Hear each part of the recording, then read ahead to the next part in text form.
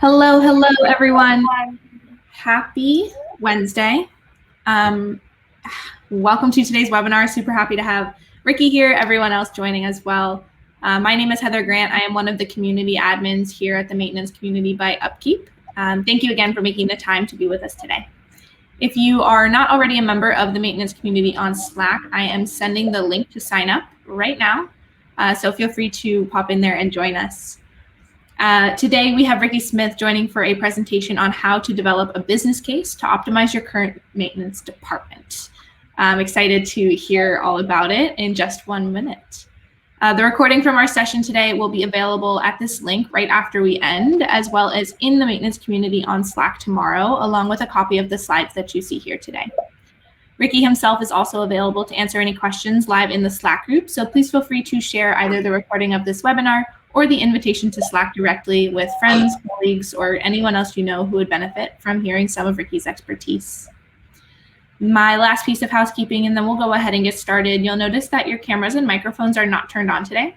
So if you have any questions to ask Ricky throughout the presentation, or if Ricky asks questions of you, please use the chat feature on the right-hand side of your screen. I see some people are already popping in and saying hello, everyone. So please feel free to drop questions in there throughout the presentation, and we'll answer as many as we can at the end of our time today. That is it from me. Thank you again, Ricky, and everyone for joining today. And Ricky, I will turn it over to you to get started. All right, thank you very much. Welcome, everyone. You know, how to develop a business case to optimize your current maintenance department. Interesting topic. Remember this one thing, it's all about the money, for sure. So I want you, I'm going to send you some questions. Just please text in your answers in the chat function. So do you feel your current maintenance and reliability processes are efficient? It's just yes or no. Text it in.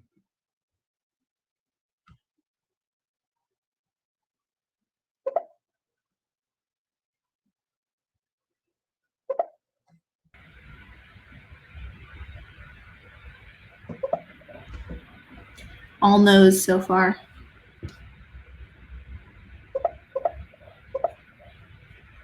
Handful more no's coming in, 100% no. Okay, let's move to the next one. How effective are your current maintenance processes? Okay, 1 being highly efficient and 5 not efficient at all. Just an example of one of it's just maintenance planning and scheduling. How efficient are you?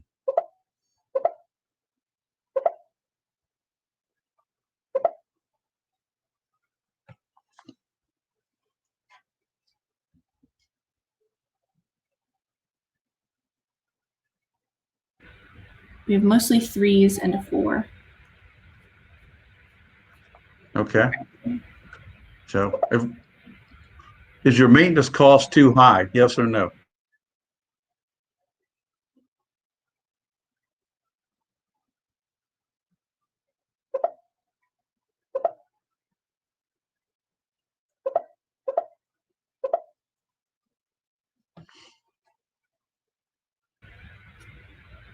Mostly yeses, but 1 no.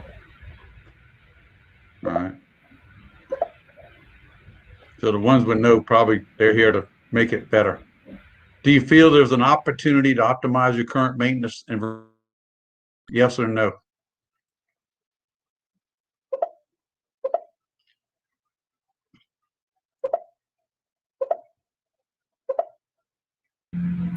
All yeses so far. Okay. So let's talk about maintenance best practice standard. Okay, PM execution is 15% of labor hours. The results from PMs are 15% of labor hours. These are known standard. PDM execution is 15% of labor hours. PDM results is 35% of labor hours. Total work planned is 90%. Reactive work is less than 2% of labor hours. Stockouts less than 2%. Schedule compliance by day, by week, 85 to 90%. Failure elimination is a key focus of all for everyone. It is part of that practice. Failure reporting, analysis, corrective action system. And then work orders, all work orders are closed out with all codes identified. And maintenance cost is the replacement asset value is definitely low. All right, so we talk about some attributes of maintenance best practices. 90% of work is planned, parts kitted, and procedure, and etc. Scheduled work is scheduled by day by hour. Storeroom has the parts available when required. Min max reorder point, and didn't add, but safety stock should be on there too. Preventive maintenance is performed to specification and seen as #1 priority. Maintenance technicians are provided time to accomplish the work to specification through maintenance scheduling. Production and maintenance are seen as equal partners. Let me ask you this. In your plant, I want you to text this in. This is a good one. In your organization, does maintenance and production see each other as equal partners? Yes or no?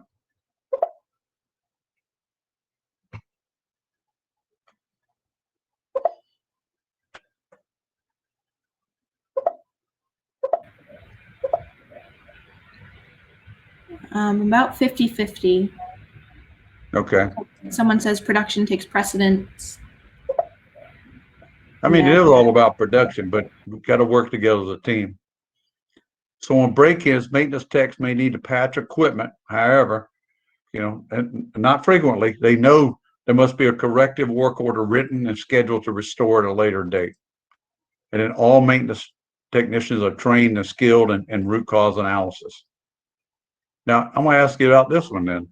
What about, are your maintenance technicians, all of them, trained and skilled in root cause analysis? Yes or no? Text it in.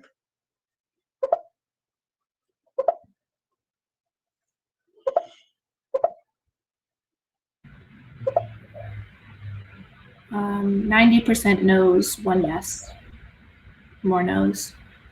Okay. Something to think about. Something to think about. Alignment of stakeholders, of all stakeholders, is not an option when we're trying to, achieve, optimal reliability at optimal cost. So here we got a RACI chart, and the RACI chart, on each one of these you'll see across the top. These are the positions. So we got a plant manager, production manager, maintenance manager, stores, maintenance tech, maintenance supervisor, planner, and CMMS administrator. And here we got the tasks. CMMS management, leading and lagging KPI management, preventive maintenance, PM evaluation and optimization, maintenance planning and scheduling, work execution, maintenance rework, production rework, and then failure reporting analysis and corrective action system. Now, how this works with a RACI chart is R's, set down below, is the doer. Responsibility is the R. The A is the accountable. The buck stops here. So responsible can be more than one person. Accountable can only be one. So if you look at, back up. So if you look at on preventive maintenance, accountable, it's only one person, the maintenance manager. Okay. R, like I say, is the doer. So who's the doer? The maintenance tech. Who's consulted? Could be the maintenance supervisor and the maintenance planner, CMMS administrator. We go down to, how about work execution? Who's accountable? The maintenance manager. The buck stops there. Okay. No need to look around if work execution is not right. No, don't talk to the maintenance supervisor. We got to go straight to the maintenance manager. This is just my opinion. Okay. So maintenance rework technician is the doer, supervisor, consulted, planner, consulted, and so on. Optimizing maintenance through continuous improvement is critical to success of any organization, and begins with the end in mind and knowing where you are. Otherwise, you'll keep reaping the same results. And they call that insanity, doing the same thing over and over again, without, so you're doing the same thing over and over again, expecting different results, but you don't ever achieve those results. And you can't really know where you are until you know where you've been. So if you know you're reactive, and you need to go to proactive, at least if you admit you're in reactive, you can start that journey. So where do we begin? Got to verify maintenance, labor, material, contractor, and restoration costs. Okay. Maintenance contractor is a big one. A lot of people have it in different buckets because they got construction going on. Before any maintenance optimization initiative can begin, a business case must be established with the financial benefit or risk determined.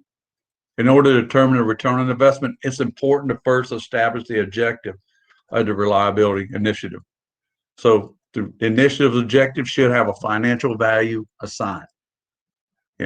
For example, reliability objective, increase reliability of production assets on a specified production line by 8% with a financial value of $11 million USD the first year. This is what gets people's attention. You've got to present the business case. And this is the business case on how we're going to get from where we are to where we need to be, but it needs to be believable. Like in this case, I was at one plant. We were working on the return on investment, trying to figure out how much money's on the table. And plant manager's in there, production manager, and we start talking about it. I said, man, I can't remember what the number was. It might have been 10 million or something sitting on the table per year that they're losing. And plant manager said, the CEO of the corporation won't believe 10 million. He said, he fired me first. I said, would he believe 5 million? He said, I don't know. I said, what about 3 million? He believed that. Okay, let's go after that number. What did we do? We far exceeded any expectation we had. The amount of money that came back was unbelievable. So establishing a baseline of where you are. So replacement of asset value. I know it's a standard, okay? And SMRP says replacement asset value. It is the dollar value that would be required to replace the production capability of your present assets in the plant. When I say, because there's no way you're going to get this number unless your plant was just built. Believe me, I've been working with enough plants that they can't pull up that number. But the insured value they have, all I'm trying to do is establish a baseline. So just use the insured value, okay, for maintenance costs against, versus the insured value. So insured value as a percent of replacement asset value, okay? So includes production equipment, process equipment, as well as utilities, facilities, and other related assets. Do not use the insured or depreciated value of the asset, okay? I should have meant, I'm bad, okay, my fault. Replacement asset value or depreciated value, do not use. Include the replacement of values in buildings and grounds if these assets are included in the maintenance expenditures. Do not include the value of real estate, only the improvements. In order to establish a baseline, use the insured value of your plant facility. Look at known RAV costs, typical versus world-class maintenance, a lot of difference. Because I don't have the insured value. I'm going to show you what is known, okay? So maintenance cost is the percentage of replacement asset value. All right. This cost includes labor, including overtime, materials, contract maintenance, capital replacement, maintenance, replacing worn out assets because they never were properly maintained. Typical 3.5%. World class 2 to 3%. That means if I take the top end of typical at 9%, I look at world class 3%, that means you're spending 3 times as much money, than what you should be spending. Or really, if you want to get down to it, that's a huge amount of money. That's really 300%, not 3%, 300%. It's amazing. Maintenance material costs, typical 1 to 3.5, and 0.25 to 0.75% for maintenance material costs. So optimizing maintenance costs is achievable, okay? Here what we've got is this was a smelter for Alcoa. What they did was they took their plan, they put a plan in place to optimize maintenance costs and optimize reliability, because optimizing reliability results in that. And if you notice, from 2002, they were at 109. This is reliability excellence is what they called it. And they go all the way down to 56. So what happens was they went from spending a lot of money to get where they're going, and they ultimately, because of the ways they were managing maintenance and managing asset reliability, cost dropped dramatically. It dropped steady the whole time. So some world-class maintenance versus typical attributes. Maintenance cost is a percentage replacement asset value we talked about. Planners per craftsman. So typical, no planner or no planning process. World class, 1 to 20. 1 planner to 20 technicians. Absenteeism, 10% plus. Okay, it's typically a lot higher than that, typical maintenance. World class maintenance is plus or minus 5%. Ready backlog in weeks, 2 to 4 weeks. Ready backlog means ready to schedule. Means the parts are on site. We've got eyes on the parts. We got the procedures. We got everything ready. All we need to do is schedule it. Percent of planned work. So percent of planned work has to do with making sure we have the right, what percentage of planned work do we have, that we have the parts, they're kitted, we got the specifications, we got the procedure, we got everything we need. Schedule compliance by day, by week, and a lot of times it's day by hour. 90 to 100% of world class. Typical 50%. I'm trying to make it feel good at 50%, but typically it's lower than that. PM compliance, 60%. Most people say it's 100%, but it's not. Okay. World class is 95 to 100%. Inventory accuracy, not known. World class maintenance, 95% plus. Maintenance training costs, no budget. Most companies don't have a budget. World class maintenance is 6% of total maintenance budget. Maintenance rework, organization's high. That means we have to go back to the job again because we didn't do it correctly. World class maintenance is low. Accurate maintenance dashboard, typical, not available. World class maintenance, 100%.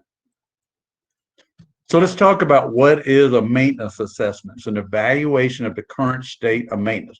Because if we got to figure out how much money's on the table, one of the things we got to have, even though we can establish the money, now we got to have a plan. So we knew an evaluation, current state versus future state. So a maintenance assessment identifies gaps in your maintenance process, provides the information needed to determine quick wins. I believe in any time when you put together a plan to optimize reliability in maintenance, you're going to have some quick wins because management is not very patient. So you got to look for those ideas. One of the things you may go after is that if you got one area of the plant that the equipment's not running the specification, my recommendation is to go in and using technology, identify all the defects, abnormalities on that asset or line, and then plan and schedule it to restore it. I'm not saying right away. I'm talking about intervals. It could be maybe you take the whole thing down on the outage, but you got to know what the problems are, and you got to restore it like new. So that old beat up car that you've got, and it's not beat up, it just looks like it hasn't been maintained very good. Now it's got to be turned into a Lamborghini. Quick wins, gaps in your maintenance process. Provides information in order to create a master plan, which provides a map to guide one from current state to future state. So here's some of the scoring on a maintenance and reliability process. So if you go through and score where you are and look at the gaps, and that's a maintenance assessment, 0 to 500, total reactive. Reliability principles are not understood or applied. 501 to 700, emerging, long way to go. 701 to 850, proactive, continue the journey, you're headed in the right direction. World class, 851 to 1000. All right, so I want you to score yourself on these different ones and text it in how you scored, okay? On these specific ones. So on these 10, total yeses times 10, and text in your score. This is for key maintenance and reliability process principles.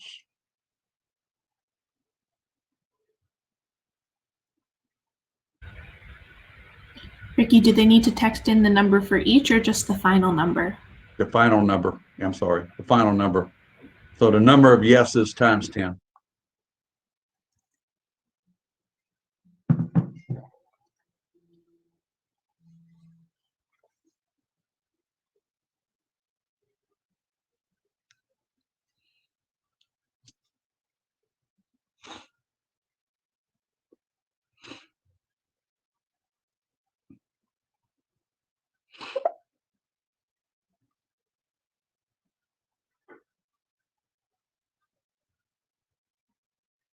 So you got a possible of 150. So there's 15, excuse me, there's 15 questions on there. Points you need to put an answer in.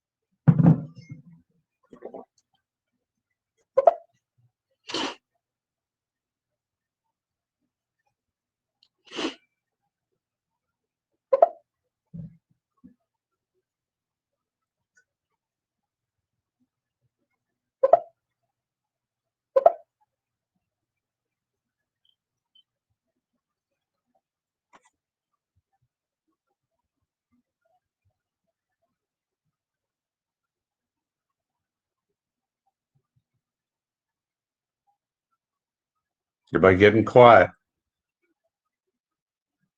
What do you got text in so far? We have 260s, 270s, 30, 40, 50, and a 10. Wow, we got some honest people. Hey, thank you very much. Very few people to tell that. That's great. All right. So next, reliability. So yeses can multiply by 30. Okay. So on each one of these, multiply times 30. So it should be a possible 300 points.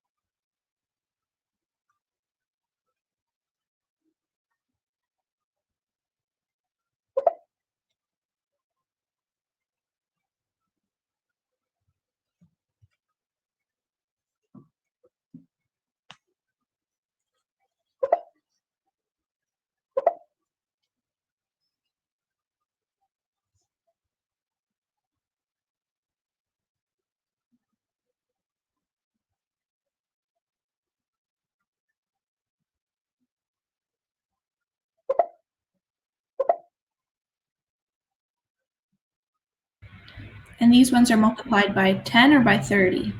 By 30. Possible 300 points. So if you measure it incorrectly, then go back to it. It's possible 300 points. So it says identify the number of yes answers multiplied times 30.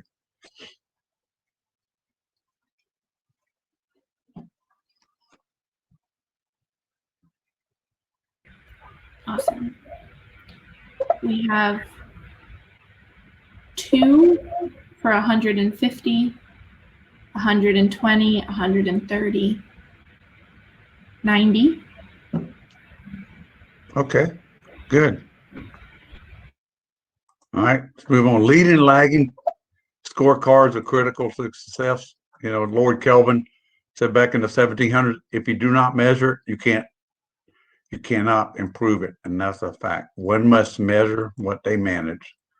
Leading KPIs lead to the results. Lagging KPIs are the results. That's the easiest thing I've ever remembered in my life was that scorecard must be accurate.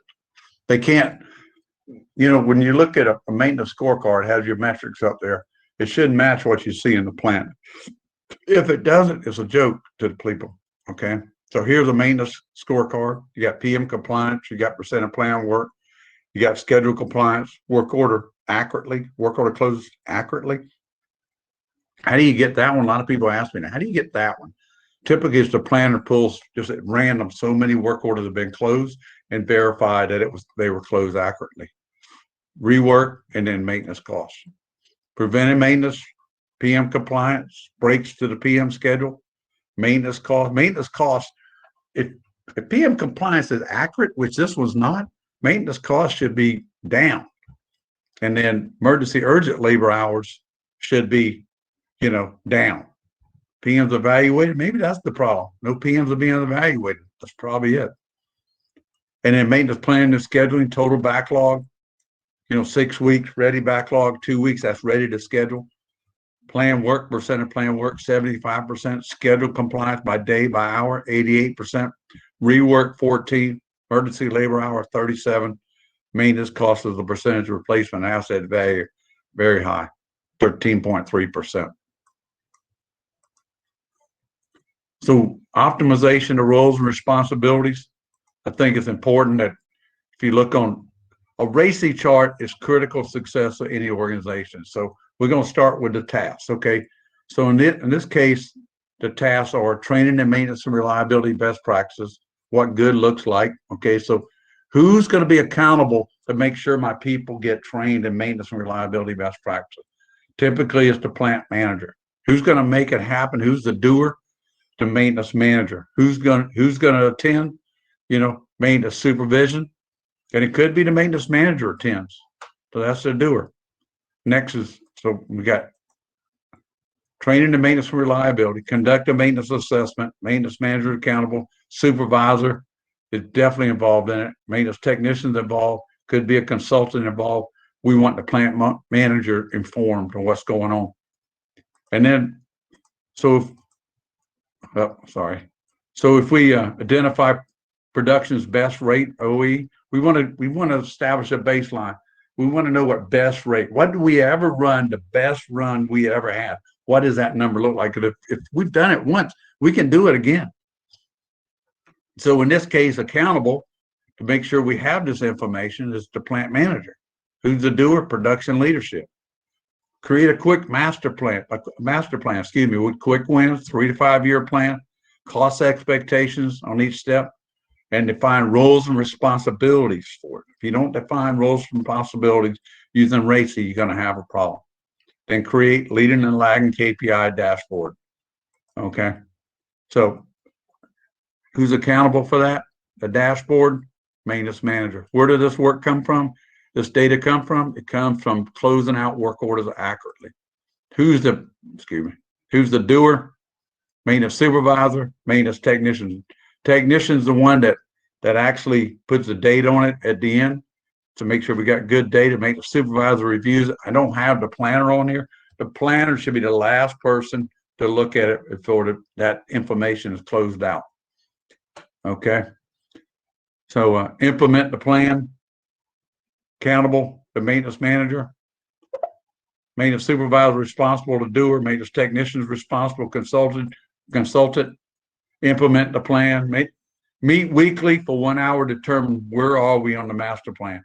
Typically, when you put together a master plan, you get together with all the stakeholders for 1 hour max. Okay. You got a time limit. You got a timekeeper. What is working that we need to sustain, and what is not working? Maybe we need to perform RCA on it.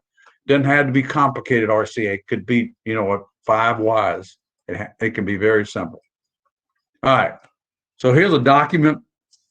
You guys should have a copy of this document. We'll send it to you.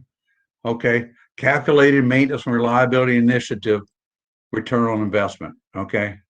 So calculating return on investment before any reliability project or initiative can begin, must establish a financial benefit or risk determined. So we're going to talk about that. In order to determine ROI, it's important first to establish the objective of the reliability initiative. So the reliability objective should have a financial value. So an example is increase reliability production assets on a specific production line by 8% with a financial value of $8 million for the first year. Develop the initiative's objective and assigning values to the objective is important in order to receive management's approval. The objective can be broken down in many measurements, increased number of units produced in a year, by such and such, reduction in unit cost per unit, year one, year two, increase in quality yield, in year 1, year 2. Reduction in maintenance costs by 10% in year 2, not in year 1, because costs are going to go up before they go down. Okay. And then, we're going to see 30% in year 3 and so on. Leadership return on investment. First step in this process, develop a team of professionals who would jointly develop the business case, which includes the ROI. The team must consist of, so how much money's on the table? How much money is it going to cost us to get that number?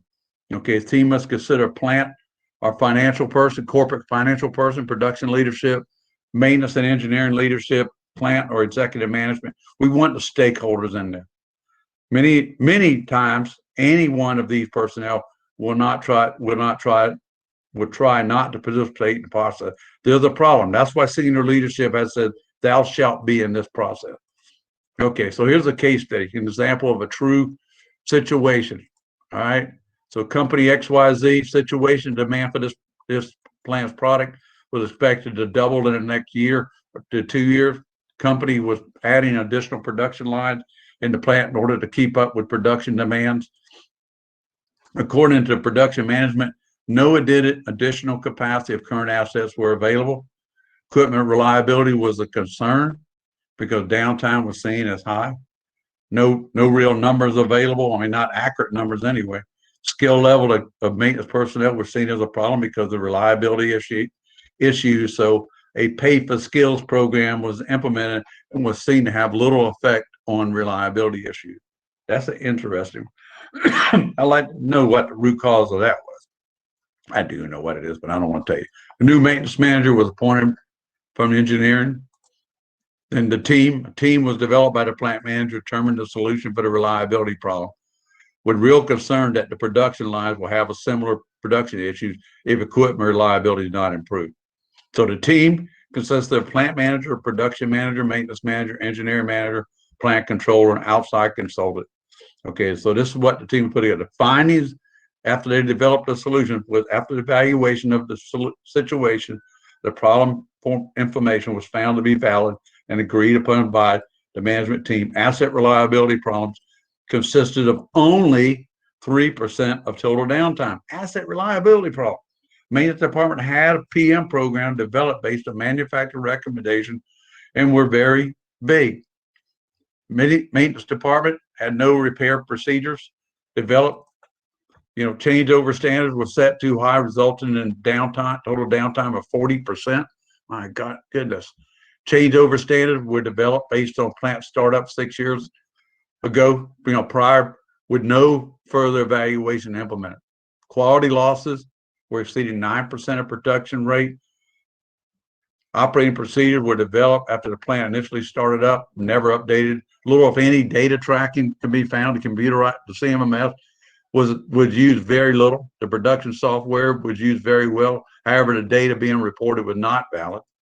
Return on investment, the plant was operating at 57% of true capacity. Changeover standard was set too high. 4-hour changeover went to 45 minutes. That was incredible. Changeover between shifts was costing an average of 15 minutes, between shift times, 2 shifts a day. Industry product quality benchmark were found to be 3%, where the plant's quality losses were 9%, resulting in a delta of 6%. 78% of quality losses were caused by operator error on each production line. Getting to the root cause. The other losses were result of many factors. So the final numbers: plant capacity increased 94% within 6 months. Sold to corporate as a 2-year project. Okay. And so they convinced management they could do it in 2 years. Under commit, over deliver, resulting in an increased net profit of $12 million. Capital expenditure was halted, resulting in a saving of $4 million. Quality increased to 4% in 1 year, resulting in an increase in net profit of $800,000. Wow. Maintenance costs increased the first year 10%. It's going to increase. You got to invest to get something out. So it's going to happen. A lot of companies want to do it without investing money. You're going to have to invest money. So maintenance costs decrease over the next 2 years by 34%. $420,000. Total cost of the project, 2 years, production consulting services was $400,000. Maintenance consulting service was $800,000. Skills training was $150,000. Other training, training for managers, visit to other plants, so on, $120,000. Total cost, year one, $1.1 million. Year two, $2.5 million. $250,000. Increased revenue, year one. So we spent $1 million. We got in the first year $13 million. This is a fact. Year two, $4 million. Year two cost was only $250,000. There's an amazing amount of money you can get if you do the right thing. In conclusion, in the final analysis, the plant spent $1,350,000 in order to get a return of $17,220,000. If you notice, the cost was front-end loaded. The corporate was told expected return was $3,200,000 and not $17,220,000. The cost was stated as estimated. The plant undercommitted but over-delivered. It can happen. Anyway, this is a true experiment, true business case. Lessons learned: develop a leadership team to identify return on investment. Have the number one financial person on the team to provide hard validation of cost and return on investment. Determine where all the losses may be occurring and focus on the losses worth going after. Some losses will occur, but must be determined and accepted as part of the management's operating strategy. Reliability, scheduled downtime. Weekly, monthly, yearly schedules based on time and not on asset health. Unscheduled downtime, rework, ineffective PM programs. Some of this you may have, if you don't have an effective, scheduling, you're going to have problems. And if you don't have your rework, if you got a lot of rework, you're going to have problems. And if your PM program is not effective, if you're not using RCM methodology for your PM program, FMEA, RCM, and all, you're going to have a problem. And a PM optimization plan works well for that. Total functional failure. Okay, all because of unscheduled downtime. Maintenance costs. This will reduce as the result of an increase in reliability, a reduction in production reactivity. Okay, so maintenance overtime, at first it goes up and then it goes down. Maintenance labor, never lay off, lose through attrition. Maintenance material purchase, we got to manage this cost. We got to manage the cost. Again, it's going to go up and then come back down. Maintenance storeroom value, we got to make sure we got the right parts at the right time in the storeroom. Make sure they're there. The min, max, reorder point, safety stock is set. Maintenance material overnight cost, you'd be shocked how much money you get overnight delivery costs. It's incredible. Maintenance contractor costs. As you start increasing wrench time, you don't need maintenance contractors. You use your own people. Maintenance capital, replacing equipment because it's not maintained appropriately. Yeah. Fine. We found that a lot. Production, if the equipment is not operating to the functional requirements, that is producing a loss, like product changeover, startups, breaks, lunches, product quality, and so on, partial total functional failure, operator error. Determine the objective of the project initiative, quantify it, undercommit, over deliver every time. Okay. So next, create a master plan. Identify the stakeholders. Identify how much money is lost because of current practices. Create a plan with the stakeholders. Okay. We need quick wins up front. We need some quick wins. We need to have things that people see that something's changing. We want to change people's attitude and how they see things. But we want quick wins and long-term sustainment. We want to identify the expected gains at specific points in this master plan. We want to identify roles and responsibilities using RACI charts. RACI charts are critical to this. We have to have it. RACI charts help define roles and responsibilities for any process. Implement and manage the plan. Okay. So you see on the left is the plan. We should have the stakeholders in there on the plan. Here is showing a crawl phase. XYZ company. You notice that the cost going down, down, down. And this is what I've been talking about. This is the results of this company. This is a fact. Okay. So the cost dropped dramatically. And I have to tell you, they're still on a journey of improving. It's amazing. Worldwide.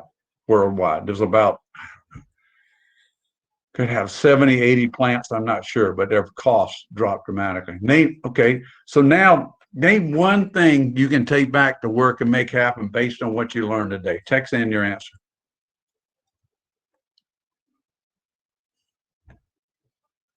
One thing you can make a difference on to take back to work and make happen.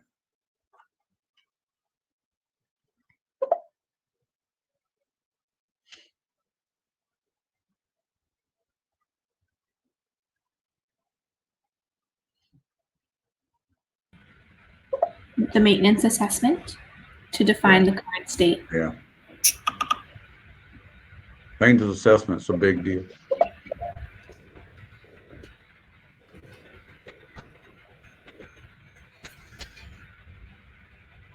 Reliability is a collective effort. Yeah. It's a team effort. There's no doubt about it. You don't need to point the finger and blame anybody.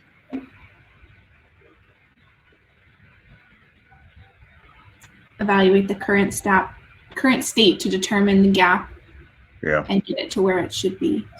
And you can determine, once you identify the gaps, you can determine which one I want to go after first to give me the biggest win. The biggest win isn't always financial. Sometimes it's just getting people aware the change is happening. And it will happen with you or without you. Setting standards. Yeah, absolutely. You got to have standards. You got to have goals and targets. You need to have a plan. Training the leadership team on maintenance excellence. Yep. And management commitment. Yep. Great point. Review the training matrix. Well, good idea. So, questions and comments. Join me at one of my classes I've got coming up this year. So if you're interested, just send me an email. I'd be glad to share the brochure with you. What are your questions, comments? I saw we had one question back at the maintenance assessment. Mm-hmm. In the scoring there, is there any concern or accommodation for the difference between simply having an initiative or a tool in place versus actually applying them and using them properly? You got to have them in place first before you can use them. That's for sure. If that's what you're asking, if it's not, send, text it again. Give me more clarity on it.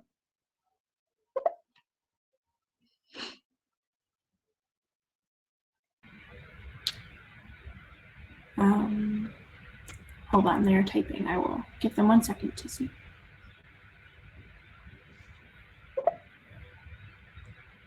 Oh, we got another question in that says, Ricky, can you share your thoughts on not having enough technicians to fill future roles in manufacturing? The best way to solve that problem is going to be planning and scheduling. A lot of maintenance technicians quit because they get burnt out on reactive work. Planning and schedule increases wrench time, but it also brings calm to reactivity. And that's what I got the workshop coming up, October 19th of 21. Mm-hmm.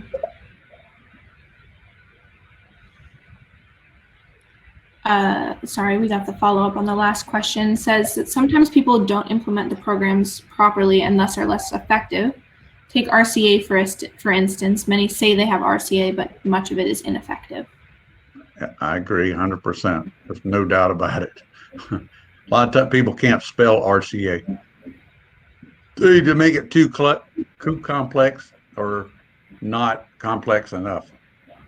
There's a balance there between what it is with RCA, what we're going after. You're right.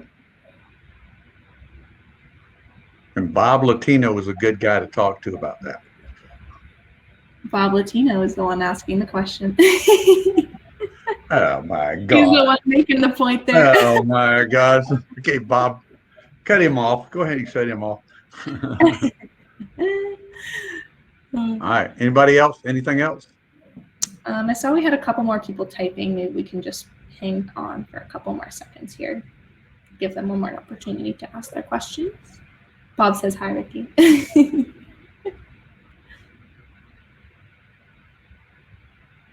All right. I'm stalling for another one. Oh, here's a question. What's the difference between RCFA and fracas? Root cause analysis. So root cause failure analysis is one of the tools we use, with fracas, because in failure reporting, we get the data from failure reporting. So if we're going to do root cause failure analysis, we've got to have good data. So that's where our data comes from, is from our work order closeout. If we don't close out work orders correctly, when we break them into categories, so failure reporting, so we report metrics, could be emergency labor hours versus PM labor hours. We want to have PM compliance. We want to have percent of scheduled work. We want to make sure we have metrics that tell us rework. How many times do we keep going back to the same asset, maybe not finding the same problem, maybe we didn't solve the problem when we first went to it. So how many times do we have breaks that are maintenance schedule? Okay, so all of these metrics tie together to give you a true root cause of a big picture of what's happening. Okay? Sounds great.